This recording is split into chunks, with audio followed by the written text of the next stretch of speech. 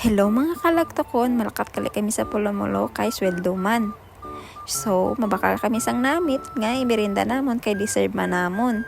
So, updan nyo kami guys, tara! May batag kali nga galaga sa amon, di siya pwede makaupod kay layo amon nga kaduan. So, dara lang na siya asta. Ang amon nga chichay, wala na. Wala na sang may malagas kay wala na siya sa amon. Basta nara kami sa layo, lagsun nagid kami sito kaya I miss you chichay.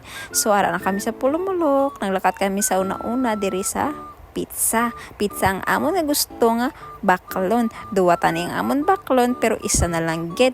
Isa na lang ang para gid sa amon. Kaya nagasad si kuya. Isa lang gid ang mabakal namon. So may nakita ko diri nga donut. Kaya hambak pa kuya mabakal ta. Kaya amo to nagpili na si kuya diri. Ano ang imo gusto? Ang gusto ko kay Bavarian. Tag 25 pesos only lang ni siya guys. So ari na nga, nagalakat na kami. Kinakuha na namon ang amon ginbakal. Pagkatapos ang deserve nga ni, uy, why not a kwarta? Mahimo yung sa kilid. So nagkato kami dito yun sa overcold halo-halo guys. So ang napila namon diri nga flavor is new flavor nila is Obi Royal. Isa ka dako kag dalawa ka gamay. Tag 95 ang dako, tag 80 ang gamay. So amo to nag-order na si kuya, then nagpungko kami habang gahulat sang order namon. Nakita ko nga akon nga tiil nga perti kahig ko, then nakita ko pa tapad ko nga isa ka tuig nga wailing Pilipino na unsa na ni uy. Kadlaw lang. Kay nakuha na namon ang order namon nga halo-halo. Nagkato naman kami diri sa La Paz, Batchoy guys. Ang order ni Melissa Asado. Kay gusto niya batchoy, hindi siya sang halo-halo. So gibayda na ni kuya ang iya nga gin-order. Tapos awat nga sa balay ang una nga nagkadto sa lamesa kay si Clifford kag ang iya nga inahan. Si Siyang. So kita mo do tao. Di pa ka muna makaon, hulat lang kamo sa mabilin. Deserve gid na mo ning amon nga merenda, mabusog jud kami sining amon nga gibang bakal. Pati ang kuring masaka, ang ido mahulat. So tawag na namon si Melissa Asido kag magkaon na sang iya nga ging request nga batso, naghihap-higop sang sabaw kag kaon ang iya nga karne.